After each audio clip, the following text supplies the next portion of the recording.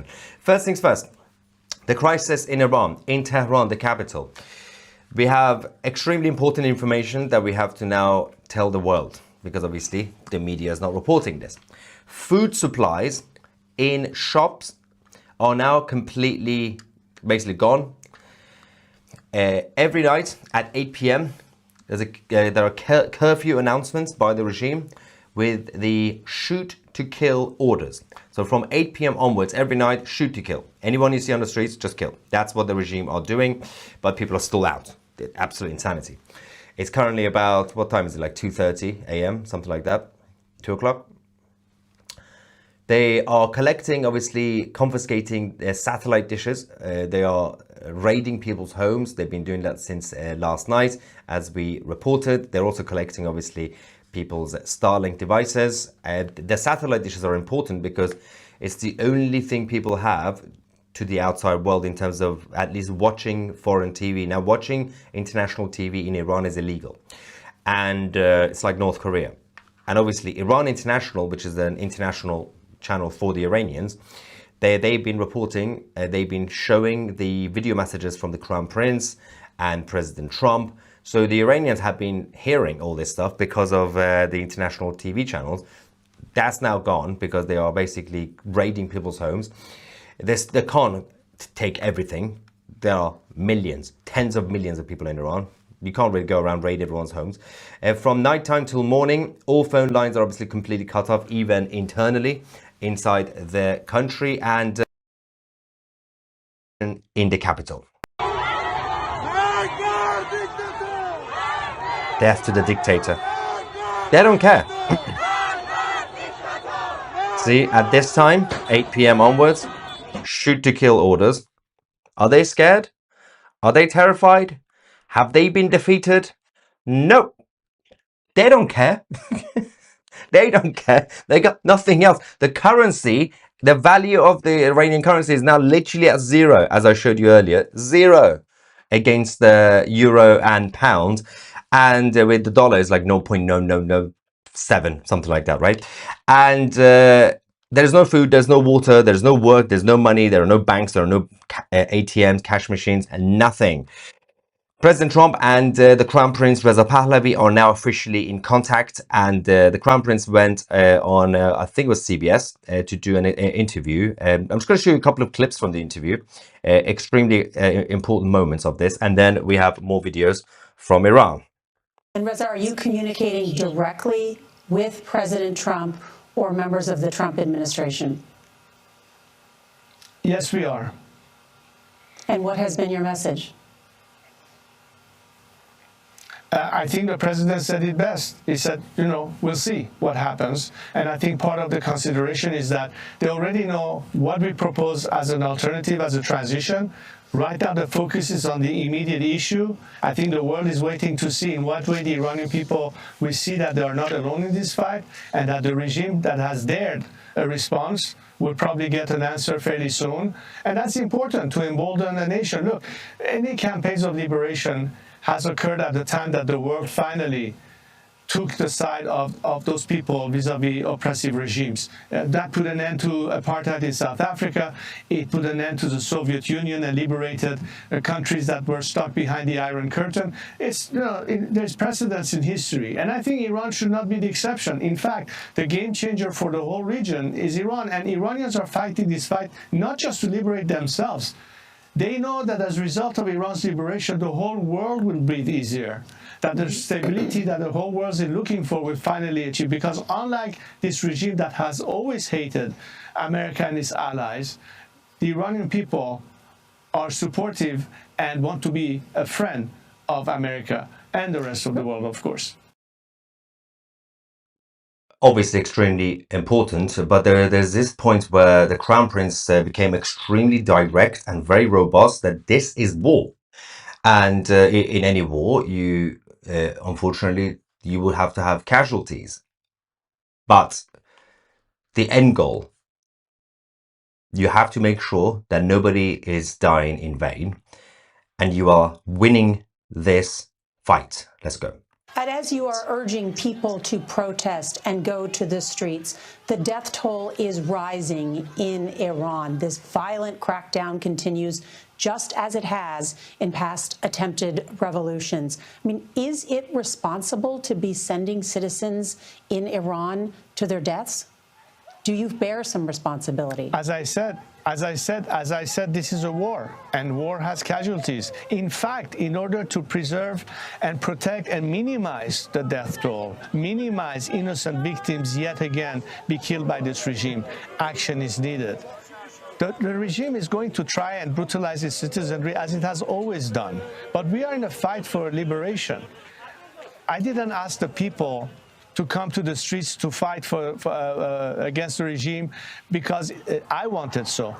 They asked me to step in to help them and to be their voice on the outside world, to do everything that we can so we make this uprising successful this time. And I think we have some serious leaders that understand what is necessary, that understand the ask of the Iranian people and are responding to that. I think President Trump is responding to the call that the Iranian people have. The Iranian people have heard his words. They are naming streets after him in Iran. There's a difference. They know he's no Barack Obama or Joe Biden. And that's why they do have a higher expectation, and we'll see what happens. And as you say, I think the president has a decision to make fairly soon. We're doing what we need to do regardless of whether help will come or not. I'm just stating that the best way to ensure that there will be less people killed in Iran is to intervene sooner so this regime finally collapses and puts an end to all the problems that we are facing. We are at war, and we have to make sure that we are victorious. There's no way back for us. We know that as Iranians. I just realized, it's interesting, isn't it? CBS News, that woman. Okay, that tactic used to work in the past. Oh, I do not feel responsible for people going out there to get killed. People started this. They asked the Crown Prince for leadership, and he stepped up and he said yes. If he tells people to give up and surrender, that is a betrayal. There are many people who have already been killed. Imagine their leader says, oh yeah, guys, go home. It's not safe anymore. What? This is the liberal mentality in the West. That, well, isn't it too bad? People could be in danger. Really? You kidding me with this? Spoiled, privileged people in their comfort zone in their ivory towers telling people who are under oppression how they need to fight against the dictator. Are you kidding me with this? There are already a lot of people here. Someone says, wow, it's on. I can't imagine this reporter is questioning and fighting for liberation. Yep. This is a war. They are doing this for their future generations. Remarkable people. Exactly. They don't get it, the liberal media side. But there's a voice note from Iran. There's subtitles, but it's slightly too fast. It's 1.5. So if you can read the subtitles quickly, then well done. Otherwise, don't worry. I will give you the summary just when it finishes. آره اصلا یه چیزایی بر من تعریف میکرد که خودش با پسراش و اینا اصلا چاقو و پیچ‌گوشتی میذارن همشون، یعنی همه مردم‌ها، یعنی کجا همه جا تنها سلاحی که دارن. گفت بعد حمله می‌کردن، مثلا گفت پشت صد آشغال قایم می‌شدن، یواشکی تو مامورا می‌مدن یه دفعه بهشون حمله می‌کردن که قافل گیرشون کنن. اصلا این میدونه جنگ، اصلا واقعا بمیرم که چه کارایی دارم می‌کنم. بعد ایونیا مثلا دوست پسرشو کشته بودن، دیروز میگفت جنازه‌شو نمیدادن، گفتن 700 میلیون بعد پول بدی. بابام گفته برو گم شو مردی که کثافت، بچه‌مو زدی، جوونمو کشتی، پولم ازم می‌خوای بگیری، اصلا نمی‌خوام جنازه‌شم. فکر کن از بدبختو یا از هر کی چیزی، یکی میگه 700 میلیون، یکی گفته 1 میلیارد بعد پول بدین که جنازه‌های بچه‌هاشون رو تحویل بدن.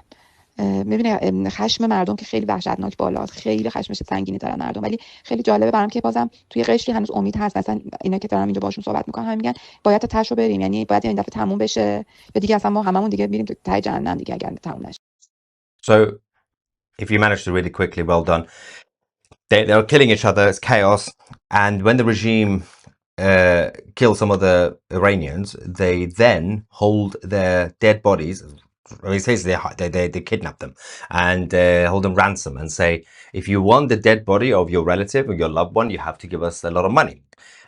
A lot of money. And so that's one thing. But also, they still have hope. They know this is the final battle. There's no way they can surrender. They can't just go home. This is not 2022. It's not 2019. It's not 2017. It's not 2009. This is different. Because they've gone too deep. They've gone too far. They cannot retreat. If they do it, every single one of these guys will be hunted down and they will be killed. For the next few years, there will be executions, left, right, and center, actual genocide. Not the way the Greta Thunberg people are talking about. Let's go back to the footage from Iran. The Azeris, Kurdish, Iranians, everybody, different groups are getting together, fighting, chanting for a united Iran, chanting for the return of the Crown Prince. Let's go to Urmia and see what's going on. Long live the king.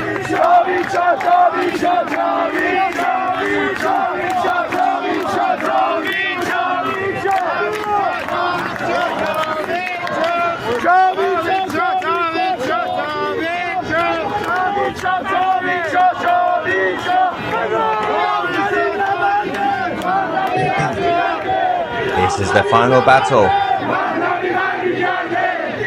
They are very, very hopeful. They are very optimistic.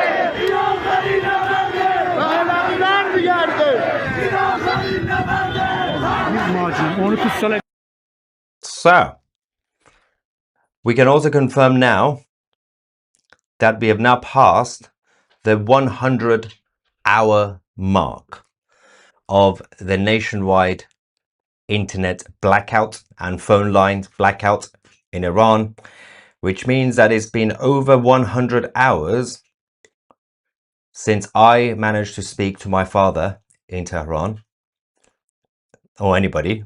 I haven't spoken to, I can't, apart from obviously our sources on the ground. Yeah, things are tough right now, obviously for all of us, for a lot of people who have connections to the country. But we're also hopeful because every single person over there is a soldier. Every single person is fighting for a better life and for a brighter future. The Crown Prince did say, I don't know if it was mentioned in the clip that I showed you, but this is the moment with the CBS News. He mentioned he's prepared to die for Iran. Forgive me, Riza, I heard you say over the weekend that you are willing to die for this cause. What does that mean? Yes. But look, the first time I was ready to die for a cause when I volunteered to join the Iranian Air Force during the Iraqi attack on Iran and the breaking of the Iran-Iraq war, when the revolutionary government of Khomeini was already in place. My patriotic duty was asking me to, as a pilot, to go and fight alongside my military brethren in that war. I was prepared to die then. I'm prepared to die now. There's no greater cause for that, the liberty. And what is my life when I'm thinking of millions of young Iranians who today call my name? This young girl who a doctor in Tehran was operating on because she was shot in the face with bullets that had broken her jaw. The doctor said, "Where are you going?" He said, "I'm going back to the street. I'm going back and I'm going to the streets so that, and I wait until Reza, my leader, comes back and saves us." That's the degree of commitment they have. How could I not possibly be unprepared to die for them, to die for liberty, to die for saving our nation? I'm prepared to do that. I've trained for it all my life. I prepared for it all my life. And maybe this is a time that I can be there alongside them to fight the final battle.